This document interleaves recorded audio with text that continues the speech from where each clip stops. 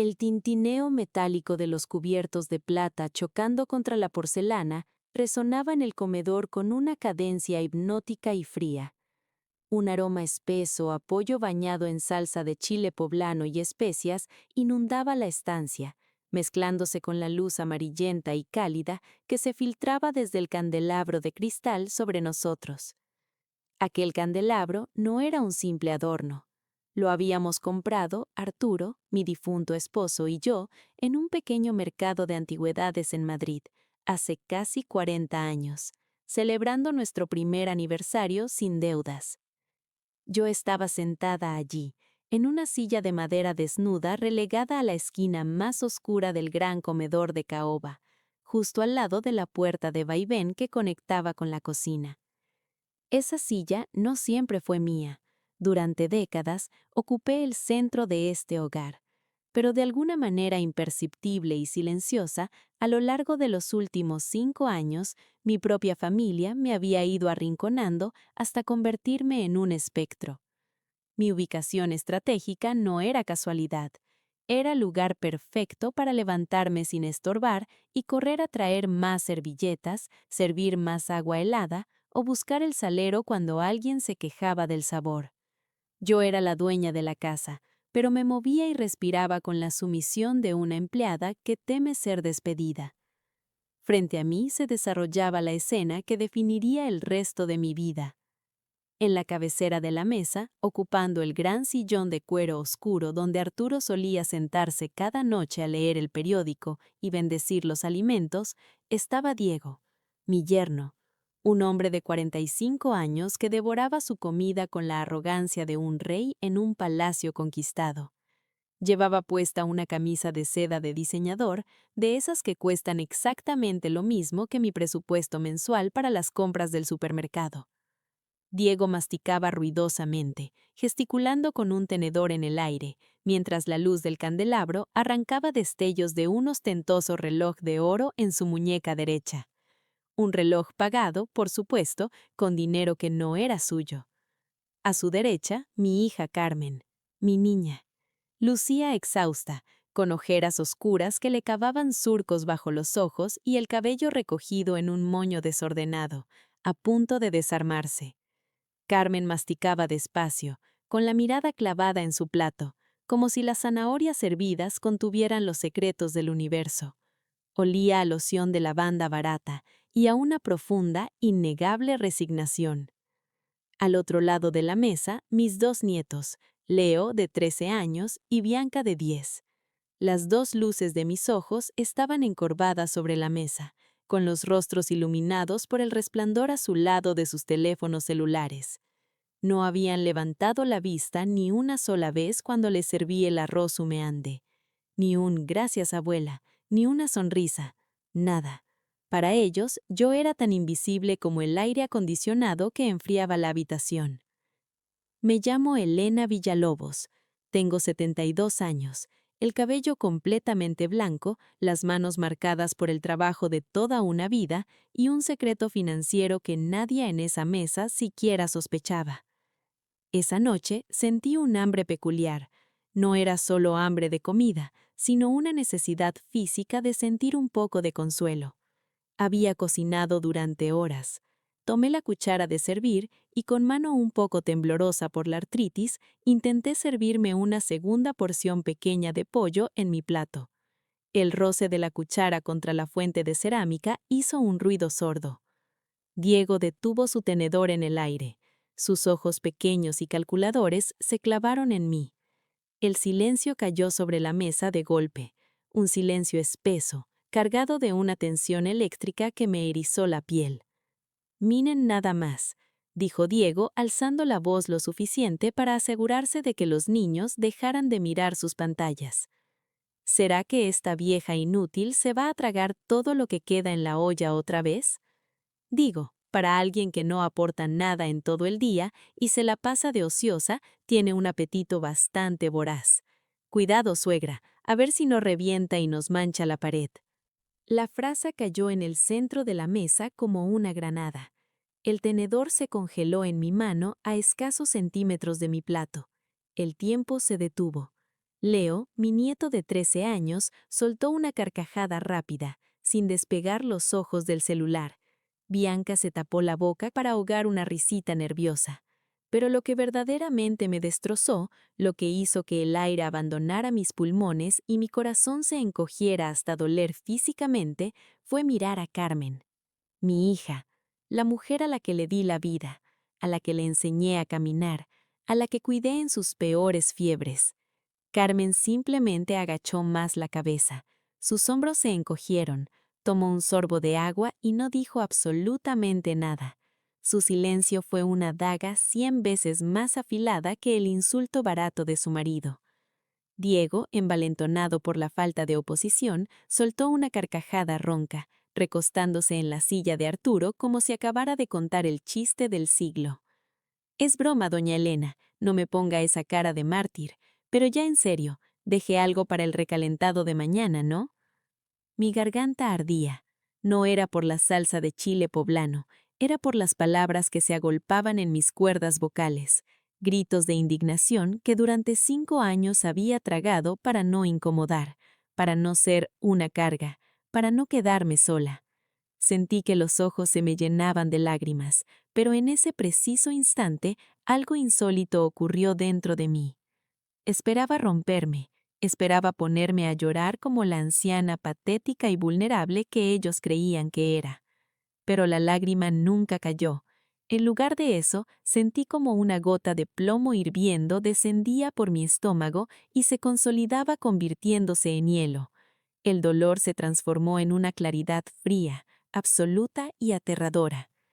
Lentamente, como si realizara un ritual sagrado, solté la cuchara de servir sin hacer el más mínimo ruido. Tomé la servilleta de tela de lino, esa misma que yo había bordado a mano con las iniciales de nuestra familia hace 30 años, y me limpié las comisuras de los labios con una elegancia estoica. Me puse de pie. Mis rodillas no temblaron. Mi espalda, que solía encorvarse bajo el peso de la culpa y la tristeza, se erguió de manera imponente. Miré a Diego en los ojos. Él dejó de sonreír al notar mi expresión, pero no dijo nada. Luego miré a Carmen, esperando que al menos levantara la vista. No lo hizo. Con su permiso, dije. Mi voz no sonó frágil, sonó metálica, profunda y ajena, como si perteneciera a otra mujer, una mujer que acababa de despertar de un coma de 5 años. Nadie respondió. Nadie me preguntó si me sentía mal. Di media vuelta y comencé a caminar hacia las escaleras. Mientras mis zapatos pisaban los escalones de madera que Arturo y yo habíamos lijado y barnizado con nuestras propias manos, escuché que a mis espaldas la conversación se reanudó. Alguien encendió el televisor en un canal de deportes. Diego le pidió a Carmen que le sirviera más hielo para su bebida. La vida de los parásitos continuaba, indiferente a la anfitriona que acababa de asesinar su propia sumisión. Llegué al segundo piso y caminé por el pasillo. Pasé de largo frente a la inmensa puerta de ocle de mi habitación matrimonial, ahora ocupada por Diego y Carmen, y me dirigí al fondo del pasillo. Abrí la puerta de la habitación más pequeña de la casa, un espacio angosto que antes utilizábamos como cuarto de costura y almacenamiento y que desde hacía años era mi dormitorio. Entré y cerré la puerta con seguro. La habitación estaba en penumbras. Me senté en el borde de la pequeña cama individual, cuyos resortes rechinaron quejándose bajo mi peso. Afuera, la noche caía sobre la ciudad.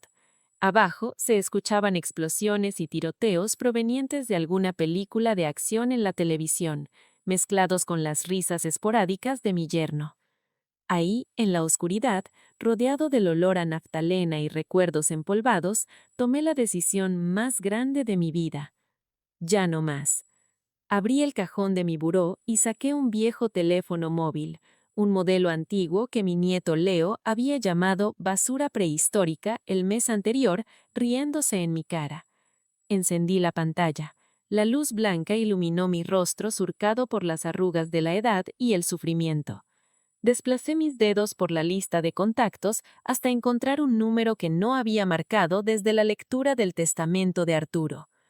El licenciado Ricardo Mendoza, mi abogado personal, el hombre que redactó cada documento de nuestro imperio familiar y el único ser humano en el mundo, además de mí, que sabía exactamente el inmenso patrimonio que se ocultaba detrás de esta apariencia de vieja inútil. Esa noche sentí un hambre peculiar. No era solo hambre de comida, sino una necesidad física de sentir un poco de consuelo. Había cocinado durante horas. Tomé la cuchara de servir y con mano un poco temblorosa por la artritis, intenté servirme una segunda porción pequeña de pollo en mi plato. El roce de la cuchara contra la fuente de cerámica hizo un ruido sordo. Diego detuvo su tenedor en el aire. Sus ojos pequeños y calculadores se clavaron en mí. El silencio cayó sobre la mesa de golpe, un silencio espeso, cargado de una tensión eléctrica que me erizó la piel. «Miren nada más», dijo. Esa noche no pude conciliar el sueño. Me quedé recostada boca arriba, con los ojos muy abiertos, mirando las grietas del techo que parecían ramificarse como las venas de un corazón enfermo.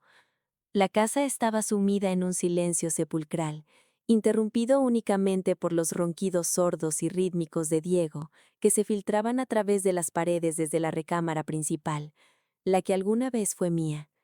Cada uno de sus ronquidos me sonaba a una burla, a la respiración tranquila de un parásito que duerme plácidamente mientras devora a su huésped desde adentro. El reloj digital en mi buró parpadeó, 3:15 a.m. Afuera, la Ciudad de México dormía, pero en mi interior se había desatado un huracán. Me levanté lentamente. El frío de las baldosas de cerámica penetró a través de mis calcetines delgados, pero apenas lo noté. Necesitaba moverme. Necesitaba recordar quién era yo antes de convertirme en la sombra dócil que habitaba en la esquina de esta casa. Caminé de puntillas hacia el fondo del estrecho closet de mi habitación, sorteando cajas viejas y ropa que olía a humedad. Allí, cubierto por una vieja manta de lana, descansaba un pesado baúl de roble tallado a mano, herencia de mi abuela. Sus bisagros de hierro forjado protestaron con un quejido agudo cuando lo abrí, un sonido que me hizo contener la respiración por miedo a despertar a los tiranos que dormían a unos metros de distancia. Pero nadie se movió. El olor a papel añejo, a tinta seca y a tiempo contenido inundó mis fosas nasales. Adentro, no había joyas, ni fotografías sentimentales, ni vestidos de novia. Había carpetas de cuero, folders manila gruesos y libretas de contabilidad. Los documentos de mi vida, los cimientos de un imperio que había sido enterrado vivo junto con mi dignidad. Me senté en el suelo frío, crucé las piernas con dificultad y encendí una pequeña lámpara de lectura. Comencé a sacar los papeles, extendiéndolos sobre la alfombra raída como si estuviera armando un rompecabezas que me devolvería el alma. Mi nombre es Elena Villalobos de Arturo Mendoza. Nací en 1952, en una época donde el único destino aceptable para una mujer de buena familia era aprender a bordar, casarse joven y callar. Pero yo no nací para el silencio. Estudié contaduría pública en la Universidad Nacional cuando éramos apenas 4 mujeres en un aula de 80 hombres. Me gradué con honores, soportando las miradas condescendientes y los comentarios machistas de profesores que decían que mi título solo serviría para decorar la cocina de mi futuro marido. Se equivocaron. Cuando conocí a Arturo, él era un ingeniero civil brillante y soñador, pero con los bolsillos completamente vacíos. Apenas ganaba lo suficiente para pagar la renta de un departamento minúsculo que se inundaba cada vez que llovía. Nos casamos enamorados, sí, pero también nos convertimos en un equipo imbatible. Yo no dejé mi trabajo. Mis ingresos pagaron el enganche de esta misma casa, los primeros muebles, la primera camioneta de carga que tuvimos. Pero nadie recuerda eso ahora. Para mi hija Carmen, su padre siempre fue el gran proveedor, el genio, el pilar. Yo solo era mamá, la que preparaba el desayuno, surcía los uniformes y revisaba las tareas de matemáticas. Lo que Carmen y Diego nunca supieron es que cuando Arturo fundó su constructora, yo era su socia. No en el papel oficial, porque en los años 70 a las mujeres rara vez las tomaban en serio en las juntas de negocios, pero yo era el cerebro financiero en las sombras. Yo llevaba la contabilidad impecable. Yo era quien negociaba a muerte con los proveedores de cemento y acero. Yo era quien encontraba las lagunas fiscales legales que nos ahorraban cientos de miles de pesos cada año. Cada moneda que Arturo traía a casa, yo la multiplicaba con inversiones frías y calculadas. Tomé un folder amarillo del baúl, lo abrí. Ahí estaban las escrituras. Compré 2 locales comerciales en una zona céntrica cuando el barrio estaba en ruinas y nadie daba un peso por esos terrenos. Hoy, la zona se había gentrificado y esos locales valían 5 veces lo que pagué. Adquirí acciones en empresas emergentes. Algunas quebraron, pero otras crecieron hasta darme retornos del 400%.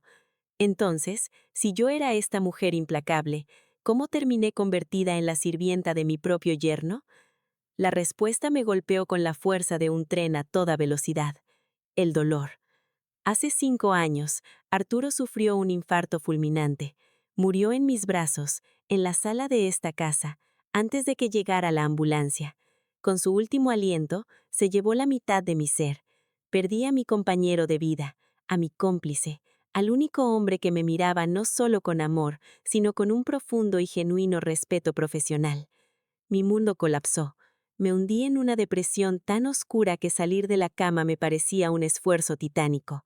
Y fue en ese momento de debilidad, en el instante más vulnerable de mi existencia, cuando cometí el error más catastrófico de mi vida. Les entregué las llaves del reino. Recordé el día del funeral. Carmen, llorando a mares, se acercó a mí junto a Diego. Me abrazó fuerte, me besó la frente y me dijo: «Mamá, por favor no te preocupes por nada. Estás destrozada. Nosotros nos encargamos de todo a partir de ahora». Yo, ciega por las lágrimas y paralizada por el terror a la soledad, le creí. Creí que era un acto de amor filial. Semanas después, firmé un poder notarial limitado a favor de Carmen. La excusa fue perfecta. Solo es para que no tengas que ir al banco a hacer filas, mamá, para pagar la luz, el agua y administrar las rentas de tus locales. Tú ya no está para esos trotes, tienes que descansar. Diego sugirió, con una falsa amabilidad que ahora me daba náuseas, que se mudarían conmigo temporalmente para que la casa grande no se sintiera tan vacía. Acepté. Pensé que serían 3 meses, tal vez 6. Han pasado 5 años. Poco a poco, casi sin darme cuenta, me fueron despojando de mi autonomía. Al principio, Diego solo opinaba: «Doña Elena, el banco ofrece tasas muy bajas. Mejor no renueve esa inversión. Suegra, ¿para qué quiere salir al supermercado? Mejor quédese viendo la novela y yo le traigo lo que necesite». Luego, empezaron a tomar decisiones sin consultarme, y finalmente pasaron a tratarme como si yo fuera una carga, un mueble viejo que ocupaba espacio en la casa que ellos administraban. Me convencieron de que me estaban cuidando, cuando en realidad me estaban anulando. Pero esa noche, a las 4 de la mañana, iluminada por la lámpara tenue y rodeada de mis documentos, vi la verdad con una claridad brutal. Abrí una carpeta azul marino que contenía los estados de cuenta bancarios que yo misma había descargado a escondidas en mi viejo teléfono hace una semana, presintiendo que algo no encajaba. Las cifras no mentían, eran frías y crueles. Mis 2 locales comerciales estaban rentados a una cafetería de especialidad y a una boutique de ropa. Generaban ingresos mensuales por 45,000 pesos libres de impuestos. Ese dinero caía puntualmente en la cuenta que Carmen administraba para los gastos de la casa. Sin embargo, la casa se estaba cayendo a pedazos. Yo usaba ropa de hace 10 años, comía lo más barato del mercado, y aún así, Diego siempre se quejaba de que el dinero no alcanzaba. Seguí leyendo, y entonces encontré el dato que me quitó el aire, el documento que justificaba toda la pantomima. Hace 2 años, Diego entró a mi cuarto con una gran sonrisa y una botella de vino barato. «Suegrita», me dijo con tono meloso, «tengo la oportunidad de mi vida. Voy a abrir un taller mecánico de lujo. Ya tengo los clientes, tengo el local. Solo necesito un pequeño trámite. El banco me pide un aval. No le va a costar ni un solo peso de su bolsa, se lo juro por mis hijos. Es pura burocracia». Yo lo avalé. Firmé como garante solidario poniendo mi casa y mis cuentas como respaldo por un préstamo de 850,000 pesos. El famoso taller de lujo de Diego quebró estrepitosamente a los 10 meses. Me dijo que había tenido mala suerte con un socio estafador, que me pagaría hasta el último centavo, que solo le diera tiempo. Pero al revisar el estado de cuenta del banco, el saldo actual me golpeó como un puñetazo en el estómago. La deuda no había bajado, al contrario, con los intereses moratorios y las refinanciaciones que él había hecho sin mi conocimiento, la deuda ascendía ahora a 1.400.000 pesos. ¿Y por qué el banco no había venido a embargarme todavía? La respuesta estaba en la siguiente página del estado de cuenta de mis rentas. Diego había estado haciendo los pagos mínimos del préstamo utilizando el dinero de mis arrendamientos. Estaba sangrando mi patrimonio mes a mes, usando mi propio dinero para pagar la deuda que él contrajo, mientras vivía gratis en mi casa, comía la comida que yo cocinaba y me insultaba llamándome vieja e inútil. Sentí que las paredes de la habitación se cerraban sobre mí. El aire se volvió pesado.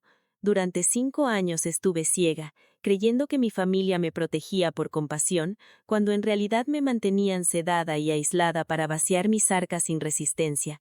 Me robaron mi dinero, sí, pero lo peor no era eso.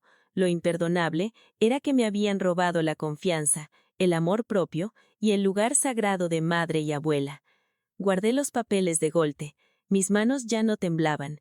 Las lágrimas se habían secado por completo, dejando un rastro salado y áspero en mis mejillas. Miré por la pequeña ventana de mi cuarto. El cielo comenzaba a teñirse de un gris pálido, anunciando el amanecer. La noche había terminado, y con ella, la viuda sumisa y llorosa que habitaba en este cuerpo. Me puse de pie. Las articulaciones me dolieron, pero mi espíritu estaba más ágil que cuando tenía 20 años.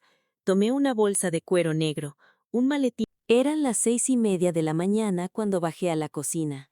El sol apenas comenzaba a rasgar la oscuridad con franjas de luz violeta y naranja que se colaban por las persianas a medio abrir. El aire de la casa se sentía frío, estancado. Me até el delantal de algodón alrededor de la cintura con movimientos automáticos, un ritual que había repetido miles de veces a lo largo de mi vida. Encendí la estufa. El chasquido del encendedor eléctrico y el suave siseo del gas azul rompiendo el silencio me parecieron, por primera vez, el sonido de una cuenta regresiva. Saqué huevos, frijoles refritos, tortillas de maíz y queso panela. Coloqué el pesado comal de hierro fundido sobre el fuego. Mis manos, que la noche anterior temblaban de indignación, ahora se movían con la precisión quirúrgica de una cirujana a punto de extirpar un tumor. Iba a preparar el desayuno exactamente igual que todos los días. La farsa tenía que ser perfecta. No podía permitir que la más mínima alteración en mi rutina los pusiera en alerta antes de tiempo. Quería que mi sumisión pareciera intacta, que mi silencio se interpretara como debilidad, como la derrota final de la vieja inútil tras la humillación de la cena. A las 7:15, el sonido de pasos pesados descendiendo por las escaleras de madera anunció la llegada del rey de la casa. Diego entró a la cocina arrastrando las pantuflas. Llevaba puestos unos pantalones deportivos de marca y una camiseta ajustada. Su rostro lucía hinchado por el sueño y la cerveza de la noche anterior. No dijo buenos días, ni siquiera me miró a la cara.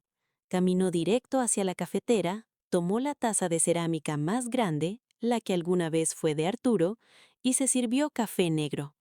Se sentó en la cabecera de la mesa, en el mismo sillón de cuero donde me había insultado horas atrás, y abrió su tableta electrónica.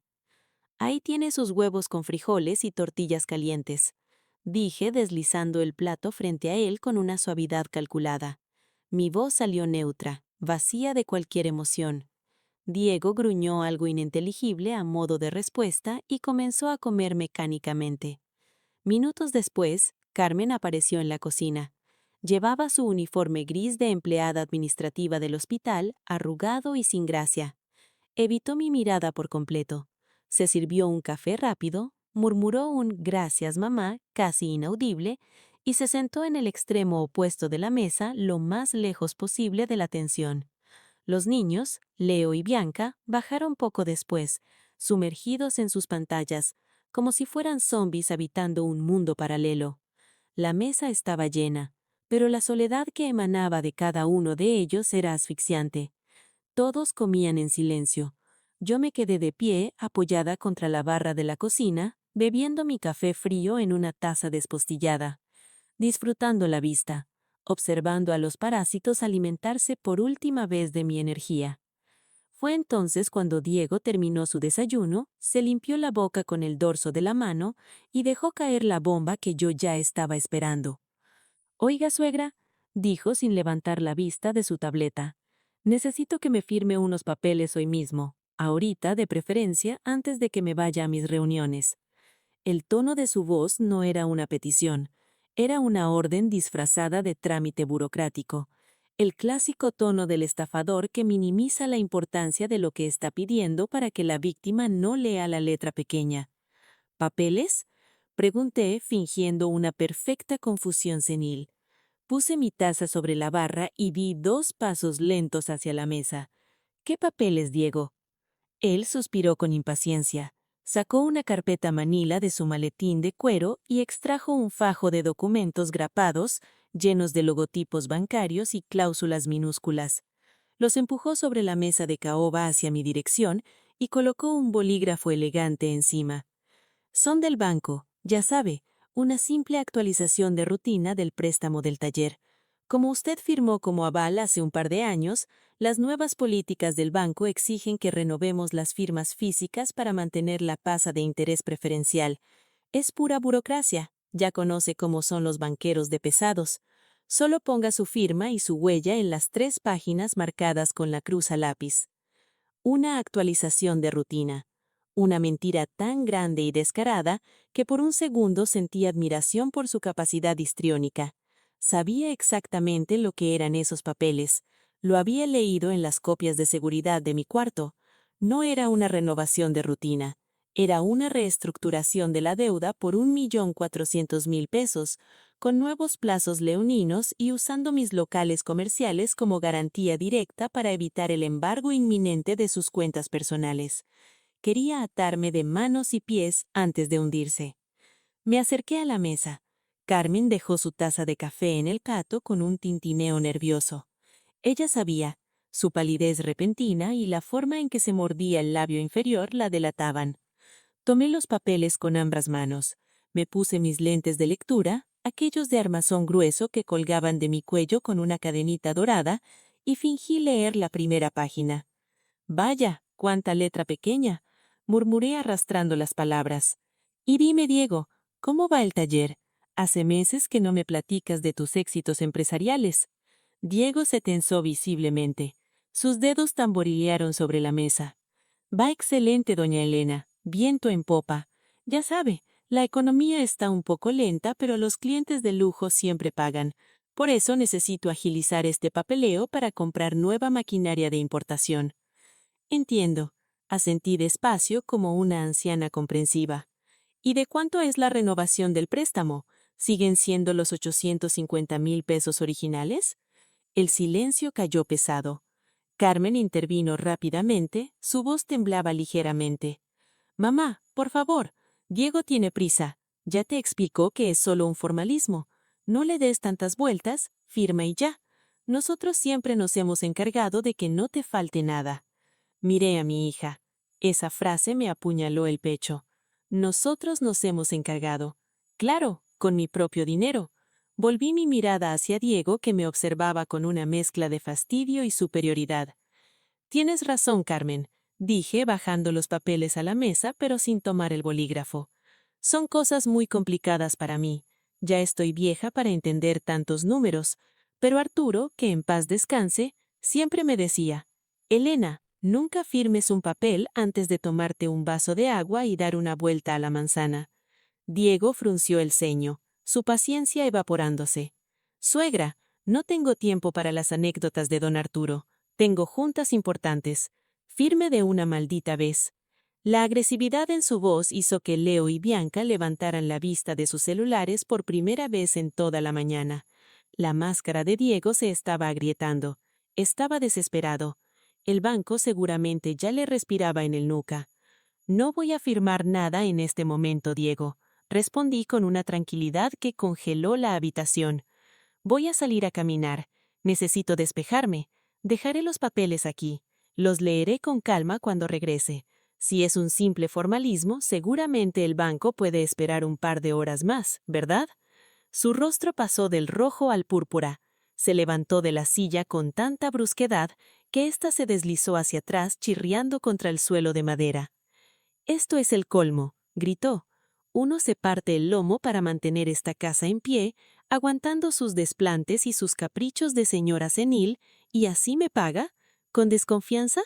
Haga lo que quiera». Recogió los papeles de un tirón, los metió a empujones a su maletín y salió de la cocina pisando fuerte, murmurando maldiciones.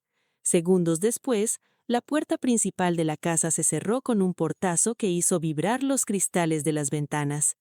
Carmen se levantó corriendo, pálida como un fantasma, agarró su bolso y fue tras él sin dirigirme una sola palabra. Los niños, asustados por los gritos, subieron rápidamente a sus habitaciones para prepararse para la escuela. Me quedé sola en la cocina. Miré el comal donde los restos de comida se estaban enfriando. Sonreí. Una sonrisa diminuta, fría y afilada. Acababa de ganar la primera batalla. No solo evité firmar mi propia sentencia de muerte financiera, sino que lo obligué a salir de la casa sin su red de seguridad. Fui al armario de la entrada, tomé mi viejo abrigo de lana gris y mi maletín de cuero negro donde ya tenía todos mis documentos verdaderos. Salí de la casa. El aire fresco de la mañana me golpeó el rostro. Hacía años que no salía a la calle a esa hora. Caminé 3 cuadras hasta la avenida principal, con la barbilla en alto y el maletín apretado contra mi pecho. Detuve un taxi amarillo. «Al edificio corporativo de Paseo de la Reforma, número 250, por favor», le dije al conductor con una voz firme. El trayecto duró 40 minutos debido al tráfico caótico de la ciudad. Mientras miraba por la ventanilla cómo pasaban los rascacielos de cristal y los árboles de las avenidas, sentí que la sangre volvía a circular por mis venas. Estaba viva. No era un mueble, no era un fantasma. Era Elena Villalobos, y estaba a punto de recuperar mi reino. El taxi se detuvo frente a un imponente edificio de oficinas. Pagué, bajé del auto y entré al vestíbulo de mármol. Subí por el elevador hasta el piso 14, donde las puertas de cristal esmerilado mostraban el logotipo en letras de bronce. Mendoza y Asociados, despacho jurídico. La recepcionista, una mujer joven que seguramente no había nacido cuando yo conocí a Ricardo, me miró con un poco de condescendencia al ver mi abrigo desgastado. Al salir del edificio de cristal de Paseo de la Reforma, el sol de las 3 de la tarde me bañó el rostro. La ciudad rugía a mi alrededor con el claxon de los autos y el murmullo apresurado de los oficinistas, pero yo experimenté algo que había olvidado por completo: la quietud absoluta del alma. No tomé un taxi de regreso a casa de inmediato. En lugar de eso, caminé un par de cuadras hasta llegar a una elegante cafetería de estilo europeo, de esas que tienen mesas de hierro forjado en la acera y grandes ventanales. Entré. El aire acondicionado y el aroma a grano de café recién tostado me envolvieron como un abrazo. Me senté en una mesa apartada, junto a la ventana. Cuando el mesero joven y sonriente se acercó, no pedí el café americano más barato como solía hacer las raras. Al salir del edificio de cristal de Paseo de la Reforma, el sol de las 3 de la tarde me bañó el rostro. La ciudad rugía a mi alrededor con el claxon de los autos y el murmullo apresurado de los oficinistas, pero yo experimenté algo que había olvidado por completo: la quietud absoluta del alma.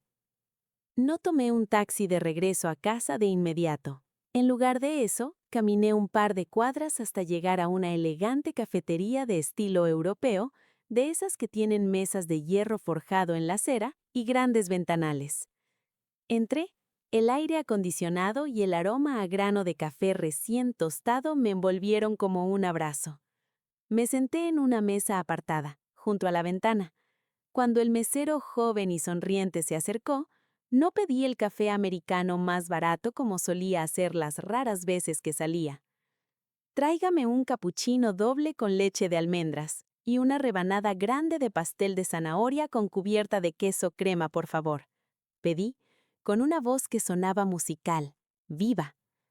Mientras esperaba, saqué de mi bolso un libro que había comprado en un puesto callejero minutos antes. Una novela histórica que siempre quise leer, pero para la que nunca tenía tiempo, entre lavar la ropa de Diego y preparar las cenas de Carmen. Cuando llegó mi pedido, tomé el pequeño tenedor de postre y probé el pastel. El dulzor estalló en mi paladar.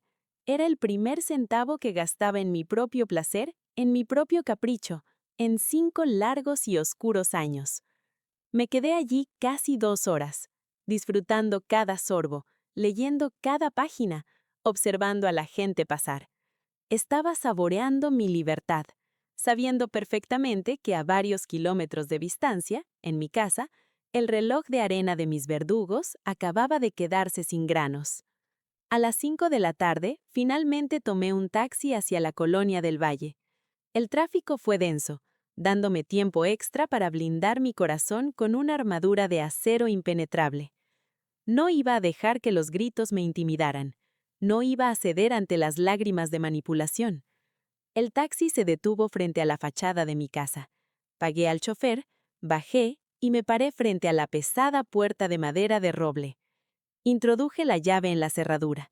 Al girarla, no escuché el silencio habitual de las tardes de entresemana. Escuché un caos. Era la voz de Diego. Retumbaba desde la sala de estar, ronca, frenética y cargada de un pánico crudo y animal. Abrí la puerta lentamente y entré sin hacer ruido. Dejé mi abrigo en el perchero del pasillo, sosteniendo mi maletín negro con ambas manos. Me acerqué al arco que dividía al recibidor de la sala. Allí estaba él, el rey destronado.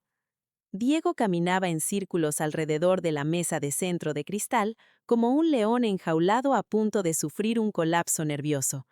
Llevaba el teléfono celular pegado a la oreja. Su camisa de seda, la misma con la que se pavoneaba en el desayuno, estaba empapada de sudor en la espalda. Se había aflojado la corbata y tenía el cabello revuelto, como si se lo hubiera jalado repetidamente en un ataque de desesperación. «No, escúcheme bien, licenciado», gritaba Diego al teléfono, escupiendo las palabras. «Ese aval está firmado ante notario. Tengo las copias. Ustedes no pueden cancelarlo unilateralmente y exigir el pago total de la noche a la mañana. Es ilegal. Los voy a demandar». Hubo una pausa mientras la persona al otro lado de la línea hablaba.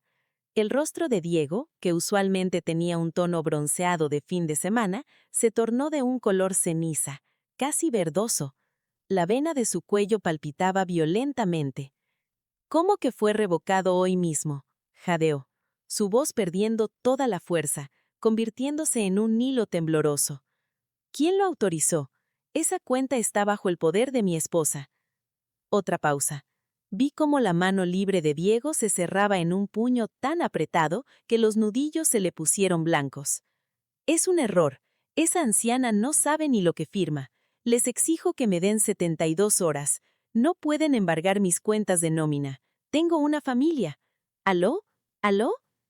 Diego separó el teléfono de su oreja y miró la pantalla con los ojos desorbitados. Le habían colgado. El banco le había cerrado las puertas del paraíso en la cara. Dejó caer el brazo a un costado, respirando con dificultad, como si el oxígeno de repente fuera demasiado espeso en la sala. Di un paso al frente, haciendo que la suela de mi zapato crujiera contra la duela de madera. Las ancianas podemos olvidar dónde dejamos las llaves, pero nunca olvidamos quién nos roba. Diego giró sobre sus talones como si hubiera recibido una descarga eléctrica. Sus ojos se clavaron en mí, abriéndose de par en par. Por 5 segundos, el tiempo se suspendió. Me miró de arriba abajo, mi postura erguida, el maletín ejecutivo de cuero negro aferrado en mis manos y esa sonrisa fría y minúscula que yo no me molesté en ocultar. «Tú», susurró primero, como si no pudiera creer lo que estaba viendo. Luego, la sorpresa mutó instantáneamente en una furia ciega, irracional. «Tú fuiste al banco». Su rugido hizo vibrar los cristales del ventanal.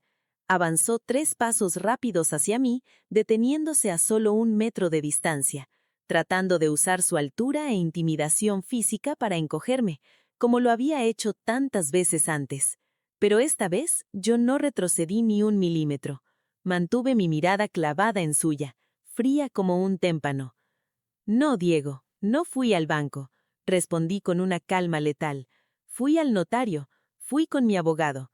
Retiré mi aval de tu desastroso préstamo y revoqué el poder notarial que mi hija usaba para financiar tus delirios de grandeza. Tu red de seguridad acaba de cortarse. El rostro de Diego se contrajo en una mueca de odio puro. Levantó un dedo tembloroso, apuntando directo a mi cara. Estás loca. Acabas de arruinarme la vida. Acabas de destruir a tu propia familia por un capricho de vieja amargada. El banco me dio 72 horas para liquidar 1.400.000 pesos o me embargan hasta los calzones. No te arruiné la vida, Diego. Tu incompetencia te arruinó. Yo solo dejé de pagar la factura de tus fracasos. Y por cierto, añadí, inclinando un poco la cabeza, baja el dedo. Estás en mi casa y a mí no me vuelves a levantar la voz ni la mano en lo que te queda de vida. ¿Qué está pasando aquí? Un grito agudo rompió la tensión desde las escaleras. Era Carmen. Acababa de llegar del hospital, aún con el uniforme puesto y un suéter gris a medio abotonar. Sus ojos iban de mi rostro sereno al rostro desquiciado de su esposo. Detrás de ella, asomando las cabezas tímidamente entre los barandales del segundo piso, estaban Leo y Bianca. Sus ojos reflejaban miedo. Diego se giró hacia Carmen, abriendo los brazos en un gesto de victimización teatral, buscando refugio en la mujer que siempre lo protegía. Díselo tú, Carmen. Dile a tu madre lo que acaba de hacernos. Nos acaba de apuñalar por la espalda. Fue con el abogado Mendoza a escondidas y congeló todas las cuentas. Nos dejó en la calle. Nos van a quitar el coche, mis cuentas, todo. Carmen palideció. Se aferró al barandal de la escalera como si le hubieran sacado el aire de los pulmones. Me miró con una mezcla de terror y absoluta incredulidad. «Mamá, ¿qué hiciste?», preguntó con un hilo de voz. «Mamá, yo tenía tu poder legal. Yo administraba todo por tu bien». «¿Por tu bien, Carmen?», la interrumpí. Mi voz no era un grito, pero la dureza con la que pronuncié cada sílaba resonó como un trueno en la sala. Caminé hacia la mesa de centro. Puse el maletín negro sobre el cristal. Abrí los seguros dorados con un clac seco y saqué las copias de los estados de cuentas bancarios. Los arrojé sobre la mesa. Las hojas se esparcieron mostrando los números en tinta negra y roja. «Acércate, Carmen», le ordené, usando el tono de autoridad que no empleaba desde que ella era una niña. «Ven aquí y mírame a los ojos y dime que fue por tu bien que usaste el dinero de mis arrendamientos de la zona rosa para pagar los intereses moratorios del préstamo de tu esposo. 45,000 pesos mensuales, Carmen. Dinero de mi trabajo, de mis propiedades, desapareciendo mes tras mes mientras yo usaba zapatos desgastados y ustedes se iban de vacaciones a Cancún». Carmen jadeó y se llevó las manos a la boca volteando a ver a Diego con horror. «¿1.400.000 pesos?», susurró. «Diego, tú me dijiste que la deuda iba bajando. Me dijiste que solo debíamos 400.000». Diego tragó saliva. Su postura agresiva colapsó por una fracción de segundo al verse descubierto por su propia esposa. Miró hacia otro lado, acorralado. Es más como el reloj de péndulo antiguo en la sala de juntas del despacho Mendoza y Asociados marcaba las 9:55 de la mañana. Su tic-tac metálico y rítmico era el único sonido que rompía el denso silencio de la habitación. Yo estaba sentada en una silla de piel negra, con la espalda recta y las manos entrelazadas sobre la enorme mesa de caoba pulida. A mi derecha, el licenciado Ricardo Mendoza revisaba por última vez las 3 carpetas gruesas que contenían el destino de mi familia. No estaba en la oficina de Ricardo, estábamos en la sala principal de juntas. Quería que esto fuera oficial, frío y aséptico. Quería que mis verdugos sintieran el peso de la ley antes de sentir el peso de mi decepción. A las 10 en punto, la pesada puerta de cristal esmerilado se abrió. Entró Carmen primero. Sus ojos estaban inyectados en sangre, hinchados por haber llorado toda la noche. Llevaba la misma ropa del día anterior, una señal clara de que el terremoto que desaté en la sala no les había permitido dormir ni un solo segundo. Detrás de ella entró Diego. Su arrogancia habitual había sido reemplazada por una postura defensiva, pero sus ojos aún destilaban un resentimiento venenoso. Llevaba un traje que le quedaba un poco ajustado, intentando proyectar una imagen de empresario exitoso que a estas alturas resultaba patética. Ninguno de los dos dijo buenos días. Se sentaron al otro lado de la inmensa mesa de caoba, frente a Ricardo y frente a mí. Parecían dos acusados en el banquillo esperando la lectura de sus cargos. Y en cierta forma lo eran. «Tomen asiento», dijo Ricardo con una voz profesional que no admitía réplicas, aunque ya lo habían hecho. «Señores, mi clienta, la señora Elena Villalobos, me ha instruido para llevar a cabo esta reunión con el fin de esclarecer el estado actual de su patrimonio y determinar las acciones legales que tomaremos a partir de este momento». Diego se cruzó de brazos, apretando la mandíbula. «Esto es un circo, licenciado. Me trajeron aquí para humillarme frente a mi esposa. Todo esto se podía arreglar en la casa, hablando como familia civilizada». «Las familias civilizadas no se roban entre sí, Diego», interrumpí, mi voz cortando el aire como un látigo.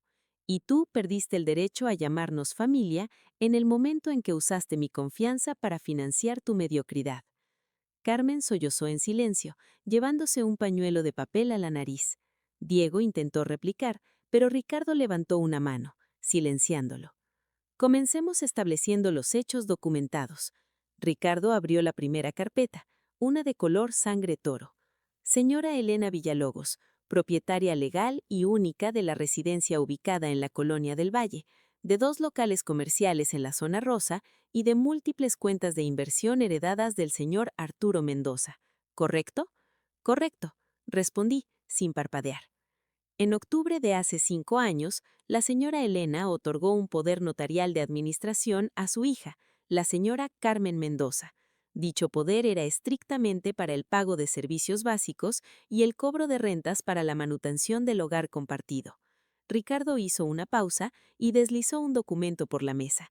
Sin embargo, las auditorías bancarias de urgencia que realizamos ayer revelan un patrón de desvío de fondos sostenido durante los últimos 24 meses. Ricardo sacó una hoja de cálculo impresa a color. 45,000 pesos mensuales ingresaban por las rentas. De ese dinero, apenas 10,000 se destinaban a los gastos de la casa de la señora Elena. El resto fue sistemáticamente transferido a una cuenta a nombre del señor Diego, utilizada para... Ricardo ajustó sus gafas y leyó con un desprecio glacial. Viajes a Cancún por 70,000 pesos, cenas en restaurantes de lujo, suscripciones a clubes deportivos y, lo más grave, el pago de un enganche de 150,000 pesos por un automóvil Nissan último modelo en marzo del año pasado. «Ese coche era para la familia», estalló Diego, golpeando la mesa con el puño, «para llevar a los niños a la escuela, para llevar a mi suegra al médico si lo necesitaba. Nosotros la hemos cuidado todos estos años. Ese dinero era nuestra compensación».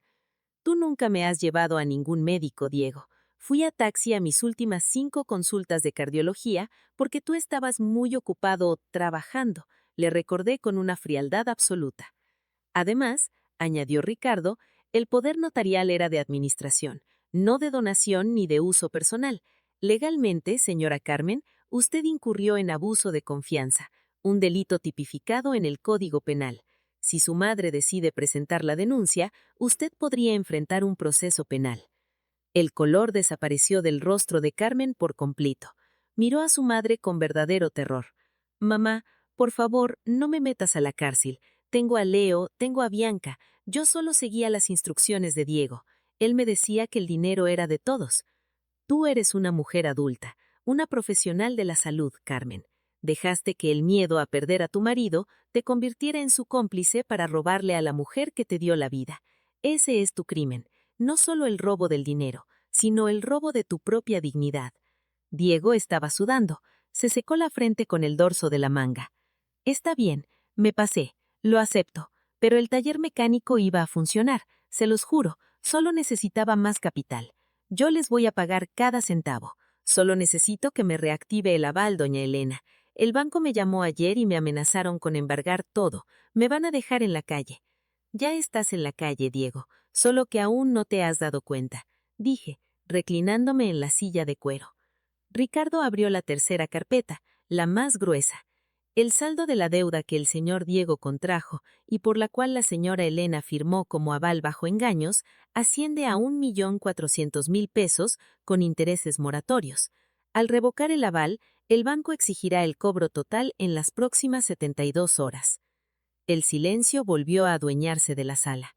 El abismo financiero estaba abierto a los pies de mi yerno, y por primera vez veía la caída libre que le esperaba. Su respiración era agitada, sus ojos iban de Ricardo a mí, buscando una salvación que él mismo había dinamitado. «¿Qué quieres que hagamos, mamá?», susurró Carmen, con la voz rota y la mirada clavada en sus manos temblorosas. «¿Por qué nos citaste aquí si ya nos destruiste? ¿Solo querías vernos humillados?» «No, Carmen», respondí, inclinándome hacia adelante, apoyando los codos sobre la mesa de caoba para acercarme a ella. «Te cité aquí porque, a diferencia de ustedes, yo no soy una verduga. Yo construyo, no destruyo, pero tampoco soy una mártir. He preparado 2 opciones para ustedes, y es la última vez que muevo un dedo por salvarlos». Ricardo extrajo 2 gruesos contratos y los colocó en el centro de la mesa, uno junto al otro. «Opción A», comenzó Ricardo, señalando el documento de la izquierda. «El camino de la ruptura total. Tienen exactamente 30 días naturales para empacar sus cosas y desalojar la propiedad de la señora Elena en la colonia del Valle. Se iniciará una demanda civil y penal por el 1.400.000 pesos de la deuda, exigiendo el embargo inmediato del vehículo Nissan y el congelamiento de sus cuentas de nómina para recuperar los arrendamientos desviados». Diego tragó saliva tan fuerte que el sonido se escuchó en toda la sala. El pánico absoluto borró cualquier rastro de arrogancia en su rostro. «Y la opción B», continuó Ricardo, señalando el documento de la derecha, «el camino de la restitución. Ustedes permanecerán en la casa de la señora Elena, pero su estatus legal cambiará de invitados a inquilinos. Permanecerán en la casa de la señora Elena, pero su estatus legal cambiará de invitados a inquilinos. Pagarán una renta mensual y simbólica de 8.000 pesos. La deuda con la señora Elena se reestructurará internamente. Ella absorberá el golpe con el banco y liquidará el 1.400.000 pesos hoy mismo para evitar el embargo judicial». «¡Tanta sagra!», exclamó Diego, interrumpiendo, con los ojos llenos de lágrimas de alivio, creyendo que acababa de ganar la lotería. «Silencio», rugió Ricardo, haciéndolo saltar en su silla. «No he terminado. Ella liquida al banco, pero ahora ustedes le deben a ella. De ese 1.400.000, ella perdonará 400.000 como un acto de gracia familiar. El millón restante deberán pagárselo a la señora Elena en cuotas mensuales inflexibles de 12.000 pesos durante los próximos 7 años. Si se retrasa en un solo día en un solo pago, la opción B se anula automáticamente y entra en vigor la opción A con desalojo en 24 horas. Diego abrió la boca para protestar, pero no le salió la voz. 20.000 pesos al mes, renta más pago de deuda, era más de lo que ganaba en sus negocios. Tendría que buscar un trabajo real, tendría que sangrar para pagar. Además, intervine yo, asumiendo el control de las condiciones finales, hay reglas de convivencia no negociables. Primera, a partir de este fin de semana, yo regreso a la recámara principal de mi casa. Ustedes se mudarán a la habitación de huéspedes. Segunda, contrataré a una persona para limpiar la casa 2 veces por semana, pagada por ustedes, porque yo dejo de ser su sirvienta hoy mismo. Tercera, transparencia financiera total. Cada peso que gasten será anotado y revisado. Hice una pausa, buscando los ojos de mi hija, intentando transmitirle que esta era la única forma de salvarla de la mediocridad. Y la cuarta condición, la más importante, respeto absoluto. Un solo insulto, una sola burla, un solo comentario despectivo disfrazado de broma hacia mi persona frente a mis nietos o a solas, y estarán en la calle esa misma noche, y tendrán que asistir a terapia psicológica familiar 1 vez por semana, los 4. Diego se dejó caer contra el respaldo de la silla, como si le hubieran extraído todos los... El resto de aquel viernes transcurrió en un silencio que se sentía tan pesado como el plomo. Regresé a mi casa antes que ellos, en un taxi, saboreando el agotamiento de una batalla bien peleada. La casa estaba vacía. Los niños, Leo y Bianca, seguían en la escuela. Subí a mi pequeña y oscura habitación, esa que pronto dejaría de ser mía, y me senté al borde de la cama, esperando. Sabía que la onda expansiva del despacho de Ricardo no terminaría ahí. Las leyes habían dictado sentencia, pero el orgullo herido de Diego exigiría una última confrontación a puerta cerrada. A las 4 de la tarde, escuché el motor del Nissan apagarse en la entrada. Luego, el sonido de la puerta principal abriéndose con violencia. Pasos pesados y furiosos subiendo a las escaleras de madera. Toc, toc, toc. 3 golpes secos y desesperados en mi puerta. Abre, Elena, tenemos que hablar. Era la voz de Diego. No sonaba amenazante como en la mañana, pero estaba cargada de una frustración contenida, al borde del colapso. Giré la llave y abrí. Diego entró como un vendaval. Estaba desencajado, con la corbata desanudada y los ojos inyectados en sangre. Detrás de él, como una sombra avergonzada, apareció Carmen. Se quedó de pie en el umbral, sin atreverse a cruzarlo por completo, abrazándose a sí misma para detener el temblor de sus brazos. Ya hablamos en la oficina del licenciado Mendoza, ¿no es así? Dije, manteniéndome de pie junto a la ventana, cruzando los brazos sobre mi pecho. No, hablaste tú con tu perro guardián con traje, escupió Diego, caminando en círculos por el minúsculo espacio. Ahora vamos a hablar de verdad, sin abogados, sin actas notariales, sin amenazas de cárcel, solo tú, tu hija y yo, en familia. Qué curioso, respondí con una media sonrisa amarga. En 5 años, esta es la primera vez que invocas la palabra familia sin que haya un cheque o un aval de por medio. Diego se detuvo en seco. Se pasó las manos por el cabello con desesperación. ¿Sabes qué es lo que más me revienta de todo esto, suegra? No es el dinero, no son tus malditas condiciones feudales de hacernos pagar 20,000 pesos al mes. Es la hipocresía. Durante 5 años actuaste como si todo estuviera perfecto. Cocinabas, sonreías, barrías la casa. Nunca dijiste, Diego, no me gusta esto, o, Carmen, me siento mal por aquello. Construiste una bomba en silencio y nos la estallaste en la cara por un maldito chiste en la cena. Pudiste haber hablado. Actuaba así porque estaba aterrorizada, Diego. Mi voz bajó de tono, pero no perdió ni una gota de firmeza. Tenía terror de que si abría la boca, si me convertía en la suegra problemática, ustedes agarrarían a mis nietos, se irían de esta casa y me dejarían pudriéndome en la soledad. Arturo acababa de morir, mi mundo estaba en ruinas, y ustedes se aprovecharon de mi miedo a la soledad para robarme la voluntad. Eso es una exageración, gritó Diego, acercándose un paso. Vivíamos bajo el mismo techo, te dábamos compañía, te tratábamos como a una más. ¿Me trataban como a una más? Caminé lentamente hacia mi buró de madera gastada. Abrí el primer cajón. El rechinido de la madera vieja hizo eco en la habitación. Metí la mano y saqué una libreta pequeña, encuadernada en cuero sintético negro, con las esquinas desgastadas por el roce constante de mis dedos. Me giré hacia ellos. Carmen, al ver la libreta, dio un paso involuntario hacia atrás, presintiendo la tormenta. Esta libreta, dije, levantándola a la altura de mi rostro, la compré en una papelería hace 3 años. Al principio solo la usaba para anotar recetas de cocina o teléfonos importantes, pero luego mi memoria empezó a fallar. No por la edad, Diego, sino porque el dolor y la humillación diaria eran tan constantes que mi cerebro intentaba borrarlos para sobrevivir. Así que empecé a escribirlos. Diego frunció el ceño, confundido. Carmen se llevó una mano al pecho. ¿De qué hablas, mamá? Hablo de las evidencias que tu esposo dice que no existen, Carmen. Abrí la libreta, el sonido de las hojas pasando era lo único que se escuchaba en el cuarto. Tengo 32 páginas aquí, 32 páginas de desprecios minúsculos, de puñaladas invisibles, de comentarios venenosos disfrazados de humor familiar. ¿Quieres hablar de familia, Diego? Escucha.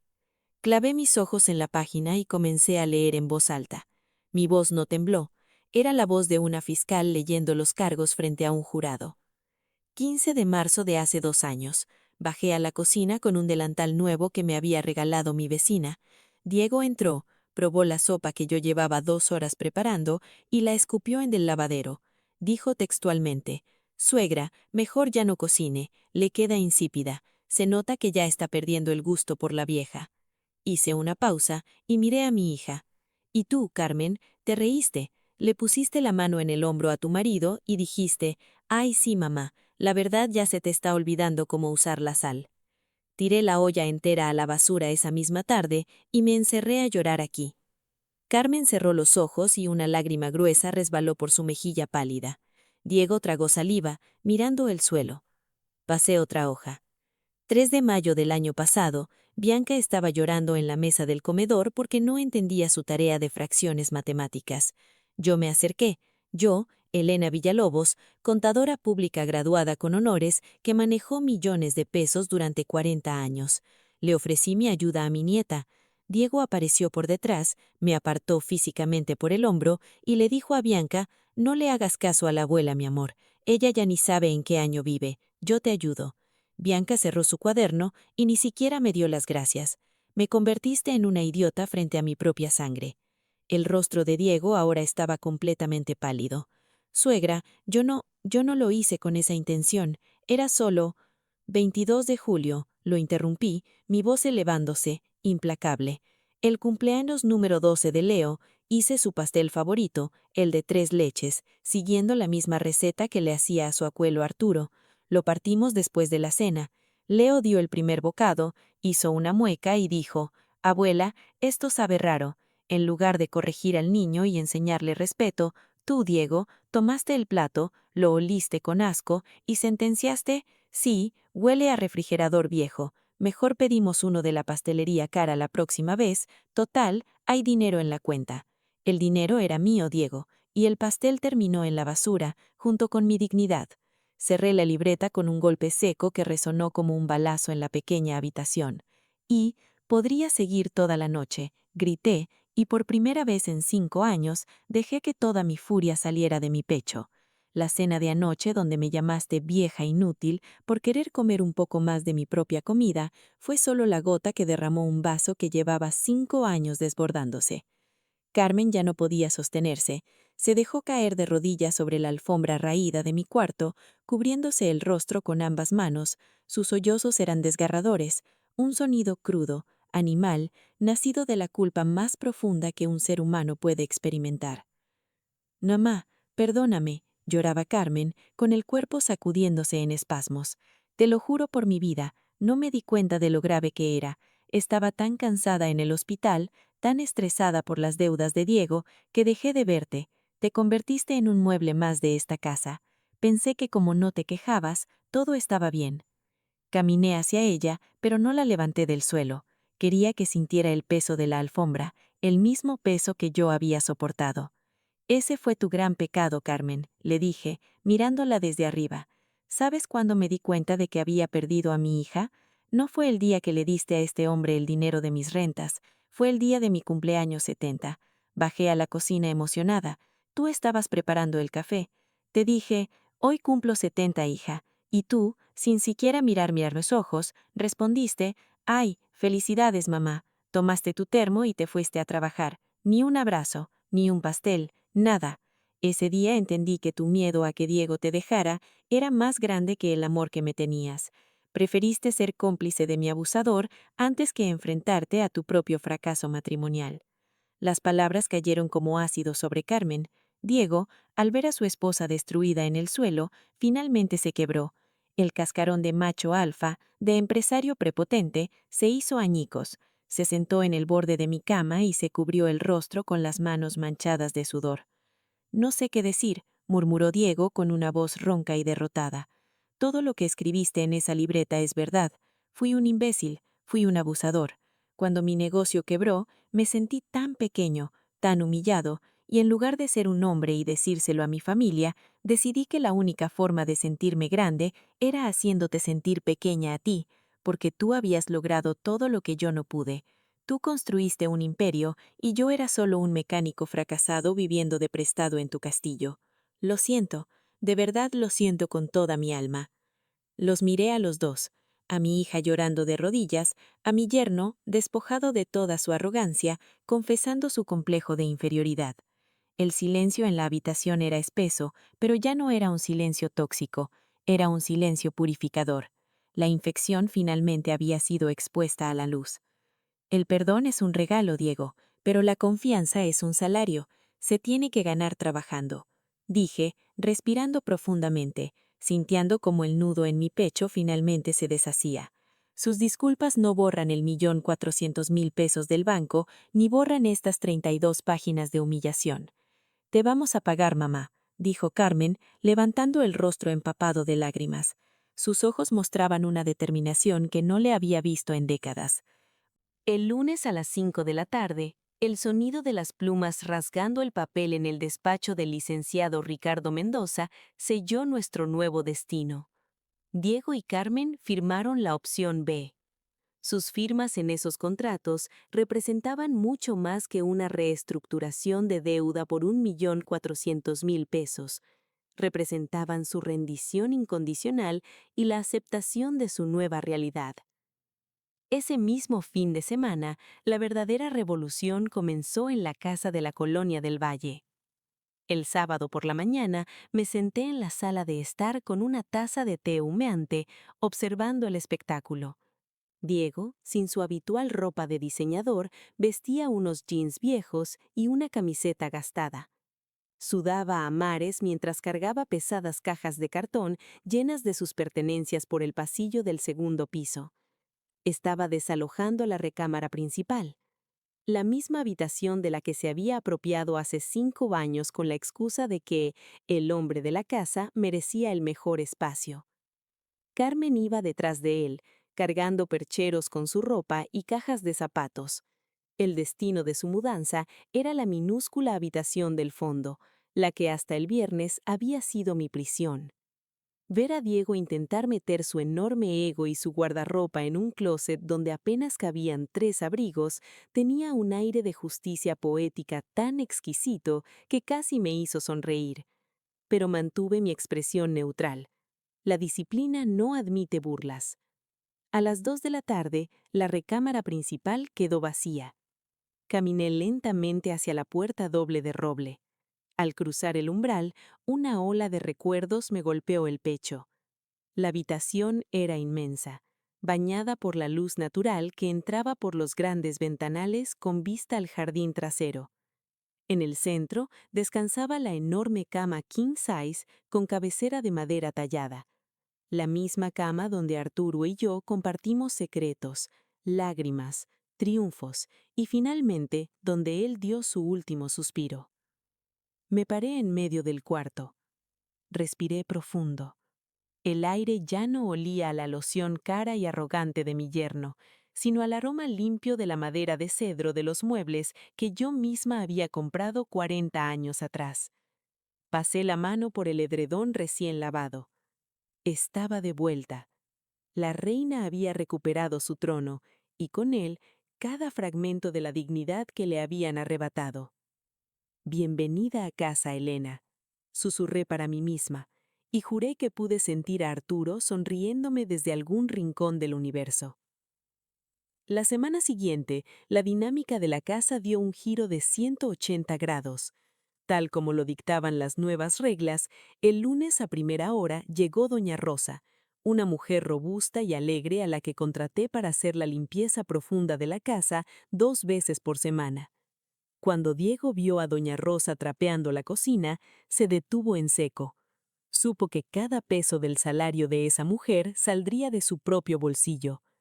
Yo, en cambio, me senté en el jardín trasero a leer mi novela con un capuchino en la mano, disfrutando del sol de la mañana. Ya no había más ollas que fregar, ni camisas de seda que planchar. Mi tiempo volvía a serme propio. Pero la verdadera transformación se dio en mi yerno. Ese mismo lunes, el despertador de Diego sonó a las 5 de la mañana en la pequeña habitación del fondo. Lo escuché levantarse, tropezando en la oscuridad debido a la falta de espacio. Ya no se puso un traje a la medida.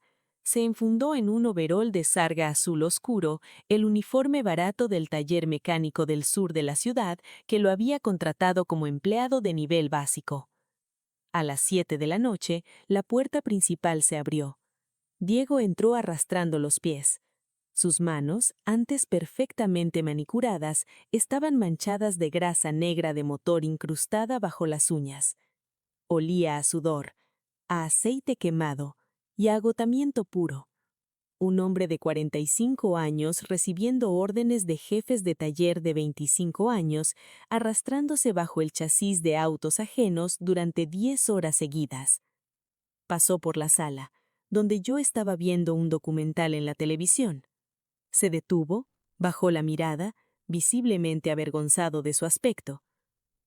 «Buenas noches, doña Elena», murmuró, con la voz rasposa. «Buenas noches, Diego. Hay agua caliente si quieres ducharte antes de cenar», respondí sin apartar la mirada de la pantalla, pero sin un tono de desprecio, solo como un dato informativo.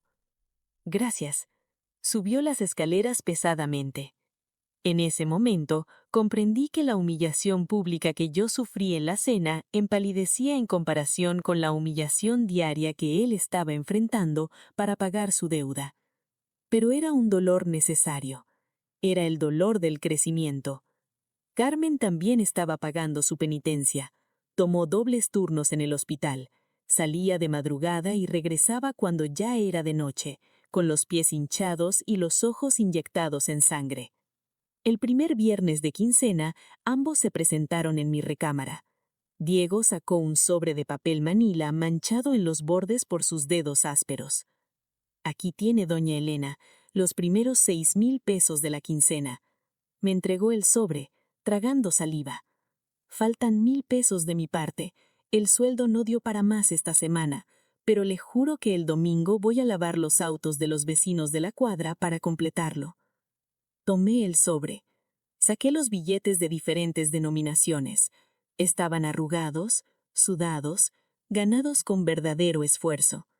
No era el dinero digital y abstracto de mis cuentas de inversión. Era el papel que representaba su sacrificio. «Está bien, Diego. Esporo los 1,000 pesos el domingo a las 8 de la noche», dije, anotando el pago en un nuevo cuaderno de contabilidad, esta vez de color azul. «Y Carmen, gracias por tu parte. Sé que los turnos dobles son brutales». Carmen asintió, frotándose el cuello cansado. «Es lo justo, mamá. Buenas noches». Pero el milagro más grande de esta revolución no fueron los dineros, ni la recuperación de mi recámara. Fueron mis nietos. La doctora Méndez, la terapeuta que contratamos por obligación legal de mis condiciones, tuvo una sesión privada con Leo y Bianca. Les explicó en términos que pudieran entender que las dinámicas en la casa estaban equivocadas. Les enseñó que los abuelos no son muebles invisibles ni sirvientes por defecto. 2 noches después de esa sesión, yo estaba en la cocina preparándome un té de manzanilla. Leo, mi nieto de 13 años, entró tímidamente. Llevaba las manos en los bolsillos de su sudadera. «¿Abuela?», empezó, mirando al suelo. «Dime, Leo, ¿necesitas algo?» «No, yo quería pedirte perdón por lo del pastel de mi cumpleaños. Papá nos explicó que fuimos muy injustos contigo y que tú usaste tu dinero para salvarnos a todos de perder la casa, aunque nosotros te tratamos mal. Yo no quiero ser como... Bueno, no quiero ser un mal agradecido». Dejé mi taza sobre la encimera. Mi corazón de hierro se derritió al instante. Me acerqué a él, a este adolescente que ya era casi más alto que yo, y lo abracé. Al principio se quedó rígido, pero luego me devolvió el abrazo con fuerza, escondiendo su rostro en mi hombro. «Estás perdonado, mi amor», le susurré al oído. Las familias cometen errores. Lo importante es tener el valor de arreglarlos.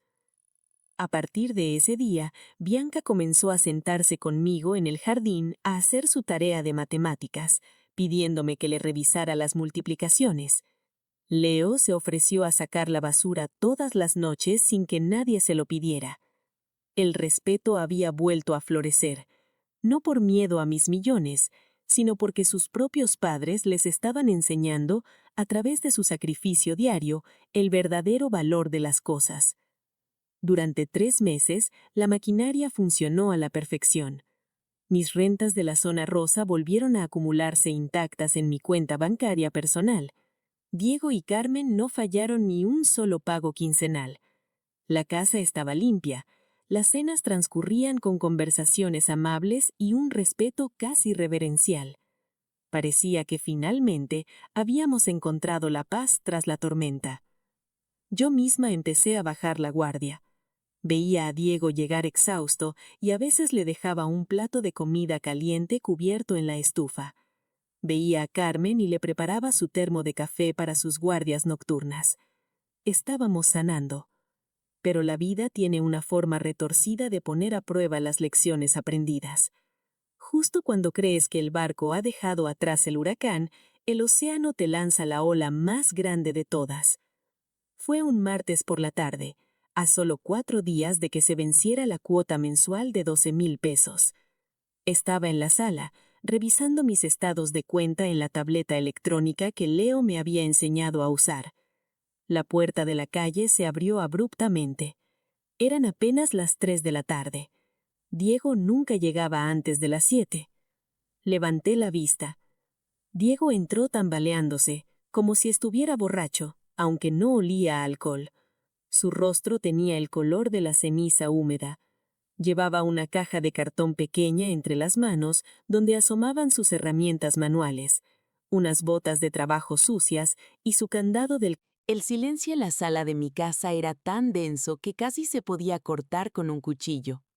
Diego seguía de rodillas sobre la alfombra, con la caja de sus herramientas de mecánico a un lado, mirándome con los ojos inyectados en sangre y llenos de un terror absoluto. Carmen estaba a su lado, abrazándolo por los hombros, llorando en silencio. Faltaban 4 días para el pago de los 12,000 pesos mensuales, y el hombre de la casa acababa de perder su única fuente de ingresos. La cláusula del contrato redactado por el licenciado Ricardo Mendoza parpadeaba en mi mente con letras de fuego. Si se retrasan un solo día en un solo pago, la opción B se anula automáticamente y entra en vigor el desalojo en 24 horas. Tenía el poder absoluto. En ese preciso instante, yo era la dueña de sus destinos. Podía levantar el teléfono, llamar a Ricardo y ordenar que los echaran a la calle al amanecer. Durante 5 años me habían hecho sentir que yo no valía nada, que el aire que respiraba en mi propia casa era una molestia. Una parte de mí, la parte herida y resentida, gritaba pidiendo sangre. Quería verlos empacar sus maletas en bolsas de basura y marcharse con la cabeza gacha. Pero entonces, miré a mi hija. Carmen no me estaba suplicando con la arrogancia de antes. No me estaba diciendo, es tu obligación ayudarnos porque somos familia. Me miraba con una profunda humildad, asumiendo su derrota. No tenemos ahorros, mamá, dijo Carmen, con la voz quebrada, anticipándose a mi pregunta. Junté 4,000 pesos de mis guardias extra, pero los iba a usar para pagar la inscripción de la escuela de Leo. Si quieres te los doy ahora mismo, pero no nos alcanza para cubrir la cuota. Hemos fallado. Si tenemos que irnos, lo entiendo. Empacaremos esta misma noche. No te voy a pedir que rompas tus reglas. Ya nos diste demasiadas oportunidades. Esa respuesta lo cambió todo. Hace 3 meses, Carmen habría inventado excusas, habría manipulado la situación, habría intentado hacerme sentir culpable. Hoy estaba aceptando las consecuencias como una mujer adulta. La terapia y el trabajo duro habían empezado a quebrar la coraza de su toxicidad. Giré la vista hacia Diego. ¿Y tú? Le pregunté con frialdad. ¿Qué tienes que decir? ¿Vas a pedirme que me compadezca de ti porque te despidieron? Las circunstancias son parte de la vida, Diego. Los hombres de verdad prevén las tormentas, no lloran cuando se mojan. Diego tragó saliva. Sus manos, manchadas de grasa negra de motor, temblaban sobre sus rodillas. No le voy a pedir compasión, doña Elena, le voy a pedir tiempo. Deme una semana. Voy a trabajar de albañil, voy a descargar camiones en la central de abastos de madrugada, haré lo que sea. Le juro por la vida de mis hijos que le voy a conseguir esos 12,000 pesos. No nos eche a la calle. Los niños no merecen pagar por mi estupidez. Me quedé en silencio durante un minuto eterno. Caminé despacio hacia el gran ventanal de la sala, corrí un poco la cortina blanca y miré hacia la calle.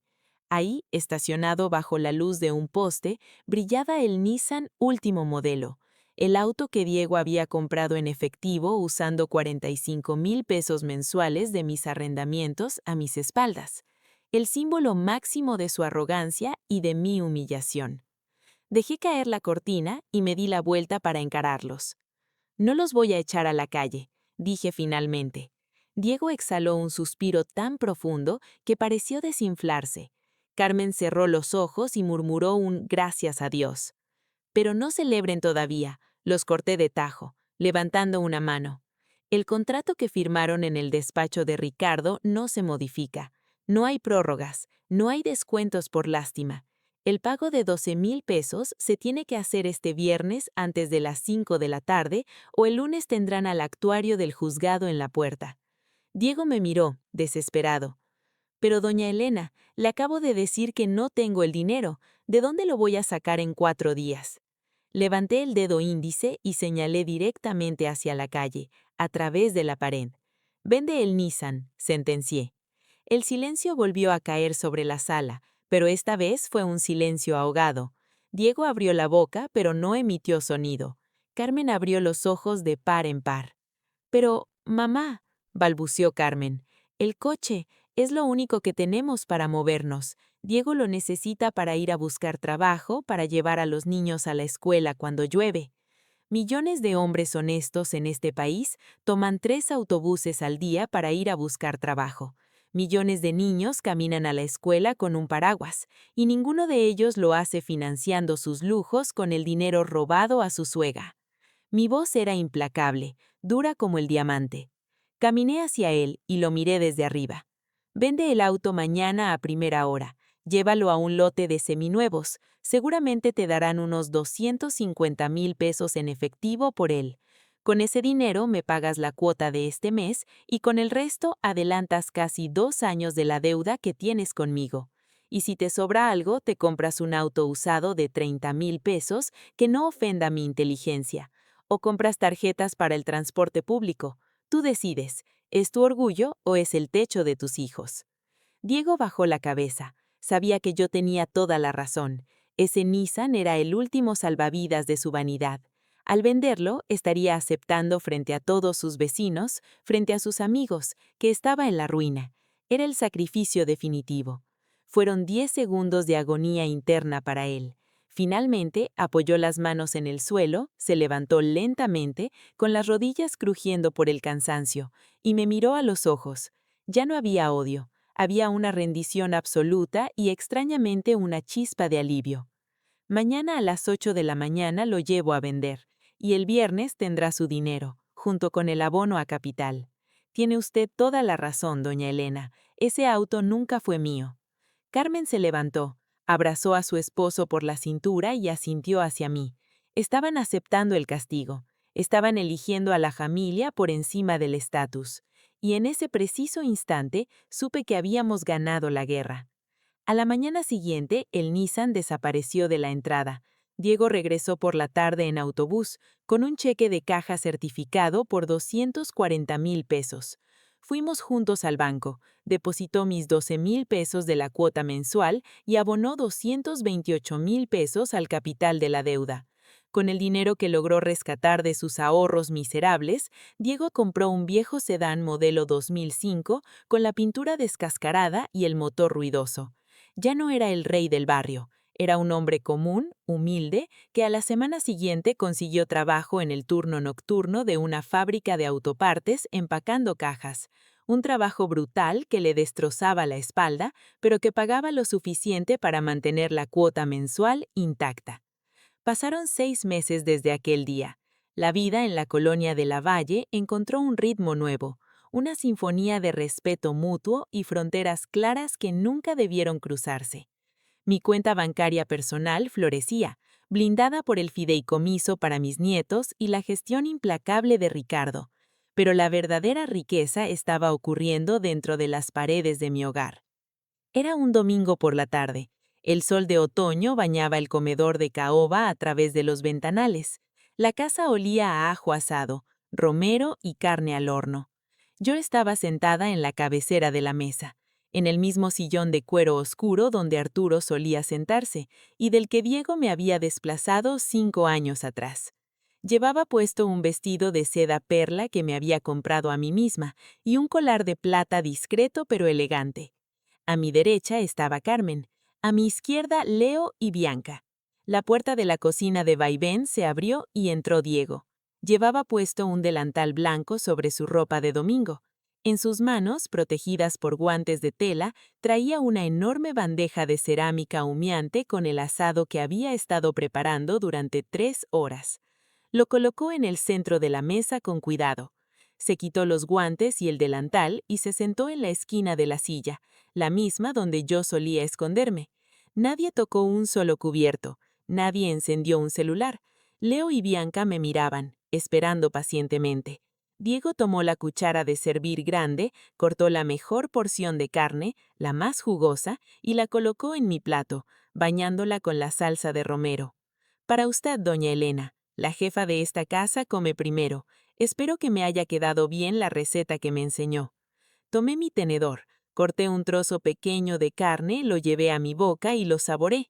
Todos en la mesa contenían la respiración, esperando mi veredicto. La carne estaba perfectamente cocida, tierna y llena de sabor.